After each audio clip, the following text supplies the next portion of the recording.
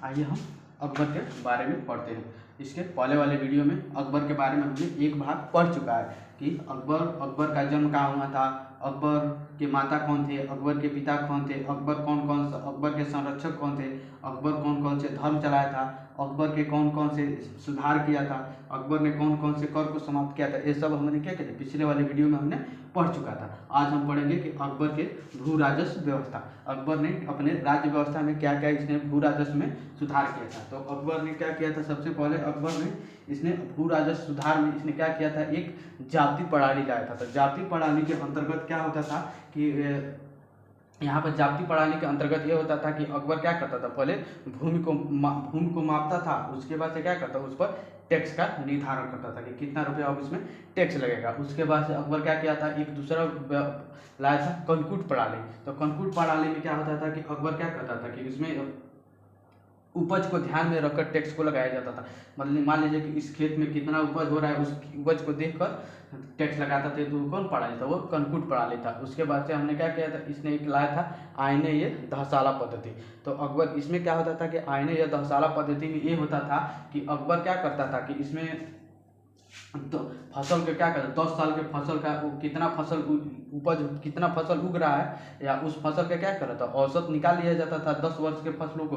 उसके बाद से टैक्स का निर्धारण किया जाता था आईने ये दहसाला पद्धति में। आईने या दहसाला पद्धति को सबसे पहले किसने लाया, तो आईने या दहसाला पद्धति को सबसे पहले टोडरमल ने लाया था। तो ये भी कई बार क्वेश्चन पूछा है कि आईने या दहसाला पद्धति को किसने लाया था। तो आईने या दहसाला पद्धति को सबसे पहले टोडरमल ने लाया था। उसके बाद से इसने क्या किया था कि अकबर ने क्या किया था, भूमि को 4 प्रकार से बांट दिया था कि जैसे कि एक भूमि को बांटा था पोजल भूमि, दूसरा बांटा था परती भूमि, तीसरा बांटा था चाचर भूमि, चौथा बांटा था बंजर भूमि। तब देखते हैं कि पोजल भूमि किसे कहा जाता है, तो ऐसा भूमि जिस पर प्रतिवर्ष खेती होती थी उसे पोजल भूमि कहा जाता था। और उसके बाद से परती भूमि उस भूमि को कहते थे जिसमें 1 वर्ष के अंतराल पर खेती की जाती थी, उसे परती भूमि कहा जाता था। और उसके बाद से क्या होता था, चाचर भूमि, 4 वर्ष के अंतराल पर जब खेती होती थी उसे क्या कहा जाता था, उसे चाचर भूमि कहा जाता था। उसके बाद से क्या होता था कि बंजर भूमि, जिस भूमि पर कभी भी खेती नहीं होती थी उसे क्या कहा जाता था, उसे बंजर भूमि कहा जाता था। उसके बाद से अकबर ने एक और काम किया था कि अकबर ने क्या किया था कि लगान टैक्स के आधार पर भूमि को बांट दिया था। कि जैसे पहले इसने बांटा था कि खालसा भूमि, तो खालसा भूमि क्या कहता है, सरकारी भूमि जो भी थी उसको क्या कहा जाता है, खालसा भूमि कहा जाता है। उसके बाद से इसने क्या किया था कि इसने जागी भूमि बांटा था। तो जागी भूमि किसके लिए बांटा था, तो इसने क्या किया था, मनसबदारों के लिए जागी भूमि बांट दिया था। अब मनसबदारों के लिए जागी भूमि बांट दिया था। अब यही मनसबदार क्या करते थे, छोटे से राज्य में छोटे से गांव का टैक्स वसूलते थे। वो टैक्स क्या रखते थे, अपने पास ही रख लेते थे और उस पैसे टैक्स से ही क्या करते थे, सेना का निर्माण करते थे। उस सेना का उपयोग क्या करता था, अकबर अपने युद्ध में करता था। यही मनसबदारों की जिम्मेदारी था। उसके बाद से इसने बांटा था पैबाकी भूमि। तो मनसबदार अपने घाटे की पूर्ति किस भूमि से करते थे, पैबाकी भूमि से क्या करते थे, मनसबदार अपने घाटे की पूर्ति करते थे। उसके बाद से होता था एक और बांटा था मदद मासा भूमि। तो दान में दी गई भूमि को क्या कहा जाता है, मदद मासा भूमि कहा था अकबर ने। उसके बाद से हम देखते हैं कि अकबर के कौन कौन नवरत्न थे, उन नवरत्नों में क्या कौन कौन थे। तो सबसे अकबर के 9 नवरत्न थे। इनमें सबसे प्रमुख थे, इनका नाम था, एक सबसे प्रमुख थे बीरबल। तो बीरबल का मूल नाम था क्या था, महेश दास था। यही बीरबल थे जो अकबर ने चलाया था 1583 ईस्वी में दीन इलाही धर्म। तो सबसे पहले दीन इलाही धर्म को किसने माना था, तो यही माने थे बीरबल, जिनका मूल नाम क्या था, तो महेश दास था। उसके बाद से अकबर ने क्या किया था, अकबर ने बीरबल को राजा की उपाधि दिया था। उसके बाद से कभी राज की उपाधि दिया था बीरबल ने। उसके बाद से अकबर के दरबार में एक रहते थे दूसरे नंबर पर तान सिंह कहाँ रहते थे, तान सिंह एक बहुत बड़े संगीतज्ञ थे। यह ग्वालियर का रहने वाले थे। और ये क्या करते थे, इनका मूल नाम था रामतनु पांडे। यह भी क्वेश्चन कई बार पूछा कि तान सिंह का मूल नाम क्या था, तो रामतनु पांडे थे। ये इतने बड़े संगीतकार थे कि जब ये गाना गाते थे तो ऐसा माना जाता है कि शीशा में दरार पड़ जाता था, इतना ज़्यादा इनका सुर अच्छा था। उसके बाद से इन्होंने 2-3 तो रचना किया था। इन्होंने मियाँ की टोपी रचना किया है और मियाँ की मलार, यह तान सिंह की रचनाएं हैं। उसके बाद से इसमें अकबर के दरबार में रहते थे मान सिंह। तो मान सिंह क्या करते थे, अकबर के दरबार के क्या करते थे, यह अकबर के सेनापति थे मान सिंह। जो अकबर के सेना के नेतृत्व कौन कर रहे थे, अकबर के सेना के नेतृत्व मान सिंह ही कर रहे थे। उसके बाद से मान सिंह किसके पुत्र थे, तो मान सिंह राजा भारमल के क्या थे, पोता थे, और के भगवान दास के पुत्र थे। ये कौन के, कछवाहा वंश के थे। इन्हीं राजा भारमल के ही पुत्री के थी जोधाबाई थी, जिससे क्या किया था, अकबर ने शादी किया था। और जोधाबाई को क्या कहते, मरियम उज़ ज़मानी की उपाधि दिया था। उसके बाद से अकबर के दरबार में रहते थे टोडरमल। टोडरमल का क्या कहता था कि टोडरमल ने क्या किया था, अकबर के जो भी भू राजस्व सुधार की जिम्मेदारी किसके थे, तो टोडरमल के थे। यही टोडरमल क्या कहते, आईने या दहसाला पद्धति को लाए थे। और इसी आईने या दहसाला पद्धति के अंतर्गत क्या होता था कि 10 साल के फसलों का औसत निकालकर तब टैक्स का निर्धारण किया जाता था। टोडरमल इससे पहले किसके दरबार में काम करते थे, तो इसके दरबार, अकबर से पहले टोडरमल शेरशाह सूरी के दरबार में काम करते थे। उसके बाद से क्या होता था कि अकबर के दरबार में 5वें नंबर पर थे जिनका नाम था अबुल फजल। तो अबुल फजल क्या कहते हैं, यह दीन इलाही धर्म के क्या थे, पुरोहित थे। तो दीन इलाही धर्म के पुरोहित अबुल फजल थे। उसके बाद से अबुल फजल ने ही क्या किया था, किसने, अकबरनामा पुस्तक की रचना किया। यही अकबरनामा पुस्तक में क्या था, अकबरनामा पुस्तक का 3 भाग है। पहले पुस्तक का क्या नाम है, तो पहले भाग का नाम है, इसमें पहले भाग में अकबरनामा में बीरबल कह रहे हैं बाबर की चर्चा है। दूसरे भाग में अकबर की चर्चा है। और तीसरे भाग में अबुल फजल स्वयं अपने बारे में चर्चा किया है, जिसे क्या कहा, इसने आईने ये अकबरी नाम दिया है। उसके बाद ये अकबर के दरबार में 6ठे नंबर पर रहते थे फैजी एक बहुत बड़े ये भी कवि थे। इन्होंने गीता और लीलावती पुस्तक का फारसी में अनुवाद किया है। उसके बाद 7वें नंबर पर थे अब्दुल रहीम खान खाना। अब्दुल रहीम खान खाना ने क्या किया था कि इन्हें अकबर क्या किया था कि इन्हें अनुवाद विभाग का क्या बनाया था, प्रधान बनाया था। यही अब्दुल रहीम खान खाना क्या कहते, तुजू के बाबरी, बाबर की जो आत्मकथा है उसी को क्या कहते, इन्होंने फारसी में अनुवाद कराया था। कौन, अब्दुल रहीम खान खाना। उसके बाद से 8वें नंबर पर थे मुल्ला दो प्याजे। मुल्ला दो प्याजे क्या थे, तो यह एक प्रमुख व्यंग्यकार थे अकबर के दरबार में। उसके बाद से थे 9वें नंबर पर हकीम हुकाम। यह क्या कहते कि अकबर के दरबार में क्या थे, यह बावर्ची का काम करते थे।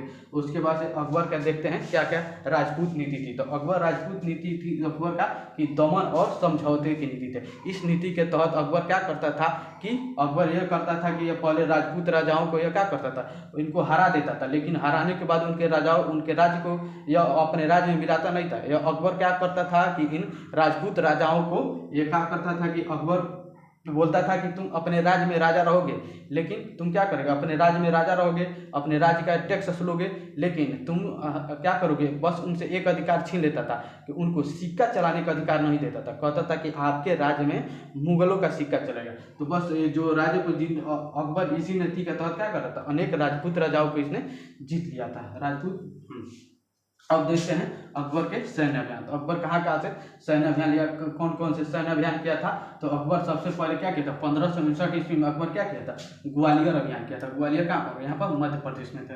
और उसके बाद अकबर क्या किया था कि 1560 ईस्वी में अकबर ने जौनपुर अभियान किया था। तो जौनपुर अभियान कहाँ पर, यही जौनपुर उत्तर प्रदेश में किया था। उसके बाद अकबर क्या किया था कि 1561 ईस्वी में इसने क्या किया था, चुनार तथा मालवा का अभियान किया था। यहाँ पर चुनार और मालवा। उसके बाद से 1562 ईस्वी में अकबर ने क्या किया था, यहीं पर राजस्थान में आमेर अभियान किया था।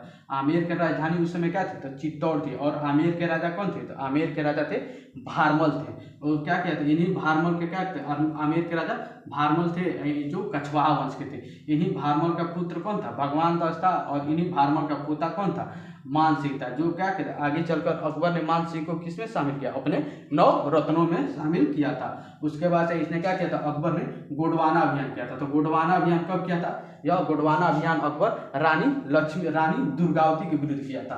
रानी दुर्गावती एकमात्र ऐसी महिला थी जो अकबर की अधीनता स्वीकार करने से मना कर दिया था। उसके बाद से इसने क्या किया था, रानी दुर्गावती जो थी संग्राम सिंह की विधवा भी थी। उसके बाद से अकबर क्या किया था कि 1567 ईस्वी में अकबर मेवाड़ अभियान किया था। उस मेवाड़ अभियान में अकबर क्या किया था, उसमें मेवाड़ के राजा कौन थे, तो राजा उदय सिंह थे। और यह क्या किया था कि मेवाड़ अभियान में राजा अकबर का यह मेवाड़ अभियान अधूरा रह गया था।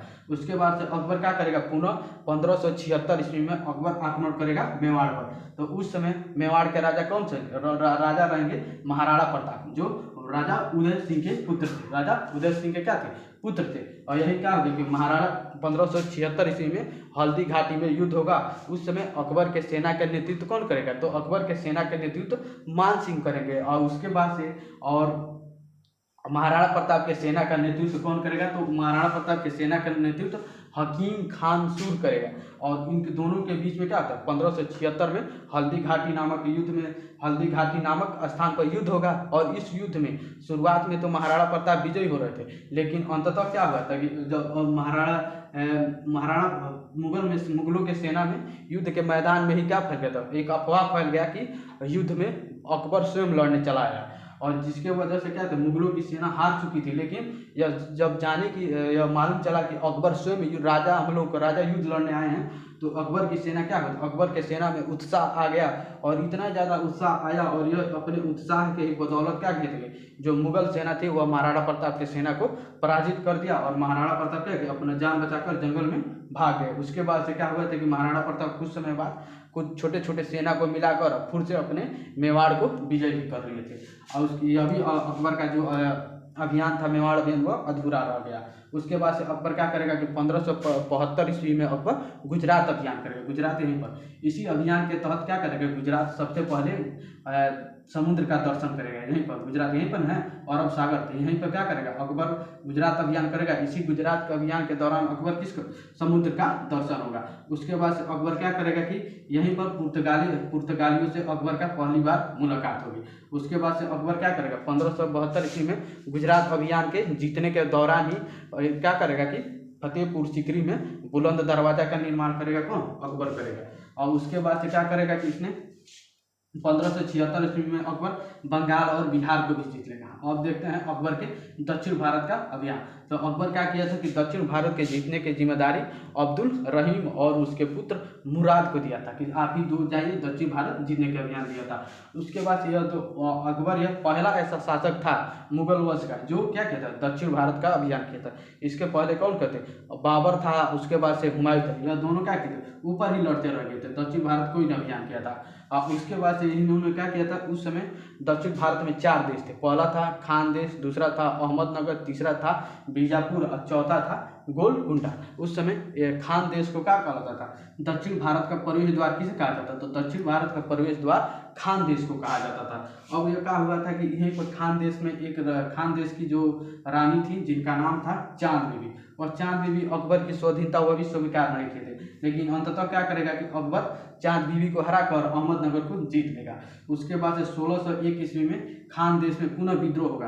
अब खान देश के विद्रोह को क्या करेगा, समाप्त करने, खान देश का विद्रोह को समाप्त असीरगढ़ के युद्ध में अकबर समाप्त करेगा। ऐसा कहा जाता है कि अकबर इस युद्ध को, असीरगढ़ के युद्ध को रिश्वत देकर जीता था। और उसके बाद से यही अकबर के जीवन का अंतिम भी युद्ध माना जाता है। उसके बाद से क्या हुआ था कि 1602 ईस्वी में अकबर का पुत्र था जिसका नाम था जहांगीर, वो क्या किया था कि इलाहाबाद में क्या किया था कि अकबर के खिलाफ विद्रोह कर दिया, कहा कि मैं राजा बनूंगा। अब अकबर क्या किया, उसी जहांगीर के विद्रोह को दबाने के लिए भेजे थे अबुल फजल को।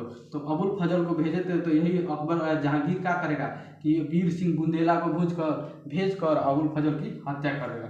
और अंततः 1605 ईस्वी में अकबर की मृत्यु डायरिया के वजह से हो जाएगा। और किस पर, यहाँ पर अब दिल्ली पर किसका शासन हो जाएगा, अब दिल्ली पर शासन हो जाएगा जहांगीर का। अब अगले वीडियो में हम किसके बारे में पढ़ेंगे, जहांगीर के बारे में पढ़ेंगे।